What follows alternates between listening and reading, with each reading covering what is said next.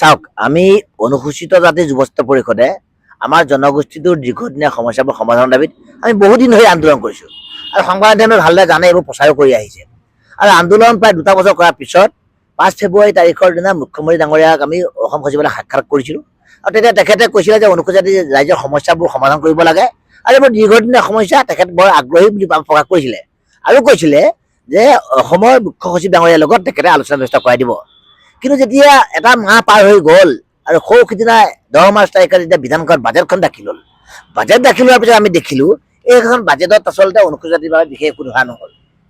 এতিয়া চাওক, আমাৰ মানুহৰ দীৰ্ঘদিনীয়া সমস্যা বুলি ক'লে বহু সমস্যা আছে। তাৰ ভিতৰত ছাত্ৰ ছাত্ৰীসকলৰ জলপানী নিয়মীয়া কৰি দিয়া, আমাৰ 20,000তকৈ অধিক বেকলগ আছে সেইখিনি পূৰণ কৰি দিয়া, তাৰ কাৰণে বিশেষ নিযুক্তি দিয়া, নিবনুৱা সমস্যা সমাধান কৰা, আমাৰ অনুসূচিত জাতিৰ সুদীৰ্ঘ দিন ধৰি পেলাই 2006 চনৰ পৰা অনুসূচিত জাতি উপ পৰিকল্পনা আঁচনি বুলি এখন আঁচনি কেন্দ্ৰীয় চৰকাৰ ৰাজ্য চৰকাৰে প্ৰৱৰ্তন কৰি আহিছিলে, যিখন আঁচনি আধাৰ হিচাপে লৈ পেলাই অনুসূচিত জাতিৰ ডেভেলপমেণ্ট হৈছিলে। এতিয়া সেই আঁচনিখন এইবাৰ মানে বিলুপ্ত কৰি দিলে, কৰ্তন কৰি দিলে। কিন্তু এই আঁচনি কৰ্তন কৰিলে, কিন্তু ইয়াৰ বিপৰীতে বিশেষ পুঁজি বা পেকেজো নিৰ্ধাৰণ নকৰিলে। এইবোৰ এটা ডাঙৰ ডাঙৰ সমস্যা এই বাজেটত আহি পৰিলে।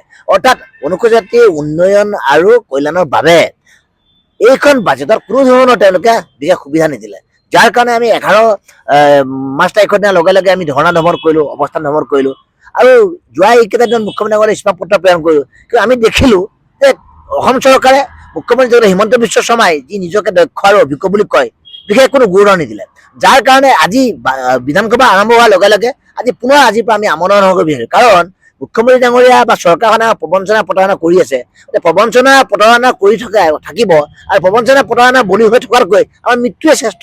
সেইকাৰণে আমি ভাবিছোঁ যে আমাৰ জনগোষ্ঠীৰ মানুহখিনি উন্নয়ন কৰিবলৈ যেতিয়া চৰকাৰে আপোনাৰ আগ্ৰহ প্ৰকাশ নকৰে, সদিচ্ছা নকৰে, তেওঁলোকে যেতিয়া বাজেটৰ কোনো ব্যৱস্থা গ্ৰহণ নকৰে, টকা পইচা মানে কোনো ধৰণৰ আবণ্টন নিদিয়ে, গতিকে আমি মৃত্যুৰ চেষ্টা বুলি ভাবি আজি আমৰণ লৈ আহিছোঁ। ইতিমধ্যে আমাৰ অনুসূচিত যুৱস্ত পৰিষদৰ কেন্দ্ৰীয় সমিতিৰ সভাপতি দুবুল দাস, আমাৰ সাধাৰণ সম্পাদক আপোনাৰ অমিত প্ৰাণ দাস, আমাৰ কেন্দ্ৰীয় সহকাৰী সাধাৰণ সম্পাদক মণ্টু বনিয়া, সাংগঠনিক সম্পাদক আমাৰ অভিজিত দাস আৰু প্ৰচাৰ সম্পাদক ৰেবু হাজৰিকা আজিৰ পৰা আৰম্ভ কৰিছে।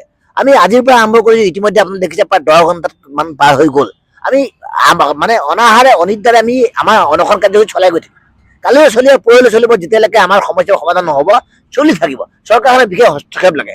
কিন্তু ইতিমধ্যে আজি আমি দেখা পালোঁ, সংবাদ মাধ্যমতে আপোনালোকৰ সমাধান প্ৰকাশ কৰিলে যে বিধানসভাত বিয়লি ভাগলৈ অনুসূচিত জাতিৰ এগৰাকী দেৰগাঁও সমষ্টিৰ বিধায়ক ভৱানী ভৰালী ডাঙৰীয়াই অনুসূচিত জাতিৰ ৰাইজক যে প্ৰতাৰণা কৰিছে, এই বিষয়টো আপোনাৰ বিধানসভাত সজোৰে উত্থাপন কৰিছে আৰু এইটোও কৈছে যে আমি অনুসূচিত যুৱস্ত পৰিষদে আন্দোলন কৰিছোঁ, আমাৰ দাবীৰ ন্যায্যতা আছে আৰু আমি যিবোৰ বিষয় উত্থাপন কৰিছোঁ এই বিষয়বোৰ চৰকাৰে দৃষ্টি দিব লাগে, সমস্যা সমাধান কৰিব লাগে। Stay informed, stay ahead. News NE 365